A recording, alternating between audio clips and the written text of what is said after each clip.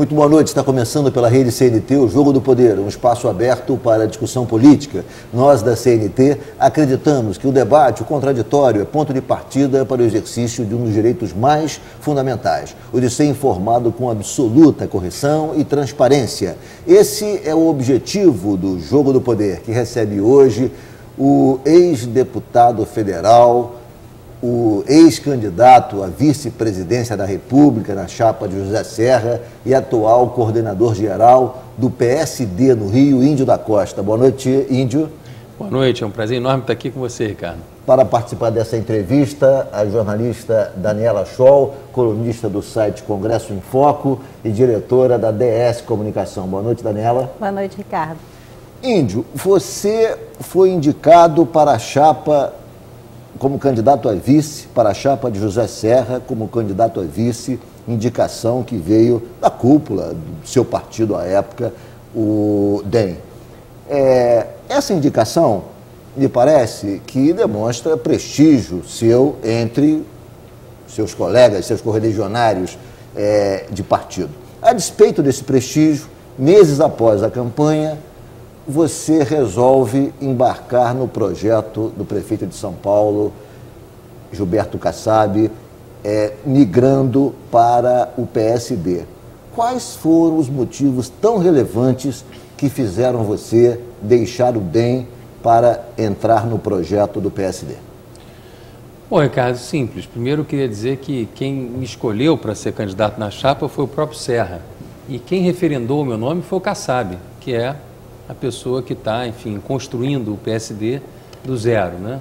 O nome depois que, na verdade, referendou junto ao Bornhausen e também além do Kassab foi, ao Serra, junto com o Kassab, foi o Jorge Bornhausen, Paulo Bornhausen. Então, esse grupo, inclusive, todo veio para o PSD. O governador Colombo, Cátia Abreu, o Jorge Bornhausen não se filiou, mas está nos ajudando, enfim, está nas articulações pelo partido. O grupo que me deu apoio e sustentação para eu ser candidato a vice-presidente está no PSD. Mas a razão do PSD é simples, quer dizer, a decisão de ir para o PSD, eu não tenho mandato, podia ter escolhido qualquer partido no Brasil.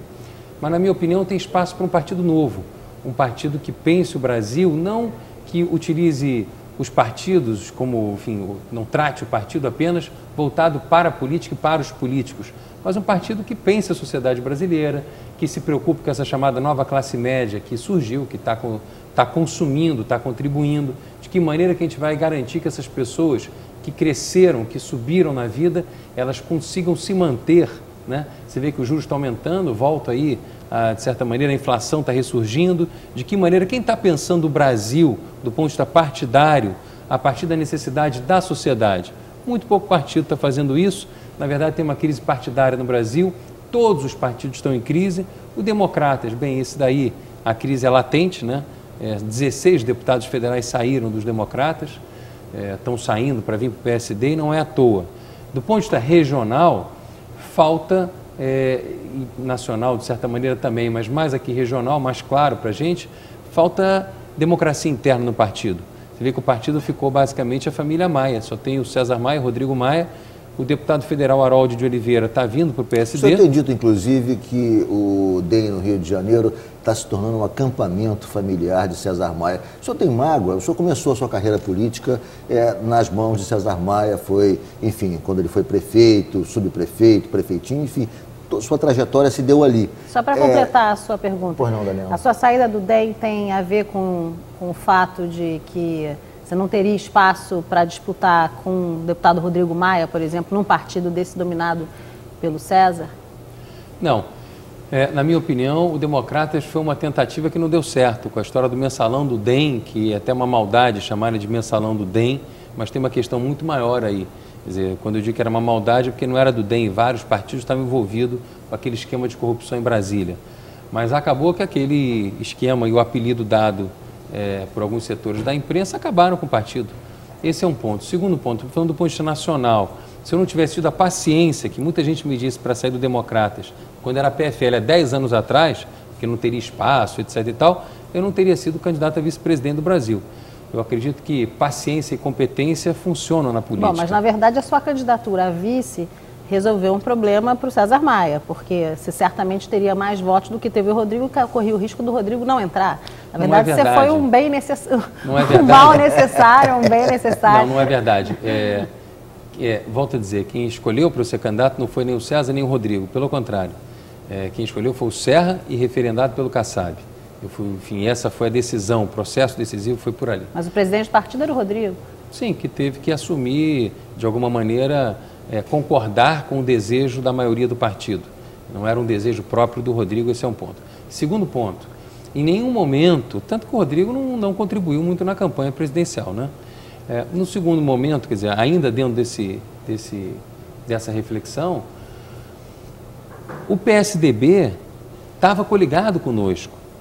Então, o Rodrigo Maia teve menos voto do que o Harold, mas tiveram deputados pelo PSDB que também foram eleitos, se não me engano, com menos voto do que o Rodrigo. Quer dizer, não era uma preocupação do Rodrigo que eu não fosse candidato porque ele poderia não ser eleito, já que a gente estava dentro de uma coligação. Não, mas o seu perfil de eleitor é muito parecido com o dele, na realidade. Não é verdade. Pelo menos o Rodrigo sempre foi eleito com máquina da prefeitura, depois eleito com máquina partidária, e apesar do seu olhar, eu nunca fui eleito com máquina. Uma coisa que não tinha no passado, não era nem máquina.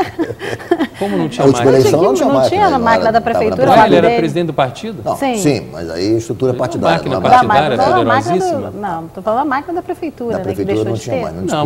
Mas aí tinha máquina de outras prefeituras dos democratas, várias prefeituras, tanto que ele também caiu de 200 e tantos mil votos, 260 mil para 80 mil. Mas me fala aqui da sua relação com o César Maia. Você tem mágoa de César Maia? Por que razão tem? Em que momento da vida pública sua e da vida pública dele que houve, digamos, esse rompimento? Na realidade, ele se deu de forma explícita agora, mas a partir de quando você começou a entender que era necessário se distanciar de César Maia? Em 2000, quando César Maia foi eleito e que ele me convenceu de ser candidato, que eu nem seria candidato a vereador, haveria um espaço para aqueles eleitos irem para secretarias. E depois que eu fui eleito, ele alegou uma questão familiar lá e que não daria para eu assumir a tal da secretaria. Isso foi em 2000, portanto já se vão 11 anos. Você esperou 11 anos, então? Qual que era a questão familiar? Eu sou paciente. E qual era a questão familiar? Havia um veto da mulher dele de que eu fizesse parte do governo naquele primeiro momento. Isso em 2000. Depois, acabou que em 2001, eu acabei indo para o governo como secretário de administração. Em 2002, eu deixei de ser candidato a deputado federal para ajudar o Rodrigo, enfim, de alguma maneira dentro de um trabalho integrado. Em 2007, e ali que eu acho que foi o maior problema, ele motivou todo mundo que foi bem votado para deputado federal de trabalhar para se candidatar à Prefeitura do Rio de Janeiro. E eu fui um dos nomes colocados. E aí estudei a cidade inteira. Os problemas todos, na área social, na área econômica, na área urbana, na área ambiental, enfim. Conheço o Rio de Janeiro todo bem, montei um instituto chamado Instituto de Novas Ideias para o Rio de Janeiro, já processei as informações todas para conhecer nível de escolaridade dos professores, percentual de repetência, de evasão escolar, por que razão que a pessoa repetia de ano, por que razão que saia da escola, taxa de natalidade e mortalidade. Avancei profundamente dentro da administração, era secretário de administração, então tive essa experiência, essa oportunidade, e de outro lado também com informações da cidade. E quando faltava 1 dia ou 2 dias do prazo de mudança de partido para poder ser candidato por um outro partido, é que ele faz uma reunião e ele anuncia que a candidata seria a minha amiga Solange Amaral. Então, na minha opinião, aquele processo poderia ter sido mais democrático. Ter ouvido as pessoas e até ter dito com mais sinceridade, então, não dá e tal. No finalzinho do processo ele foi sincero, mas aí já era tarde demais, enfim, eu já também não mudaria de partido para ser candidato por um outro partido, fazia parte do grupo dele, entendia que ele era o prefeito da cidade, tinha ele todo o poder decisório ali, seria um candidato com ou sem o apoio dele. Mas houve uma frustração naquele momento diante desse comportamento dele, né?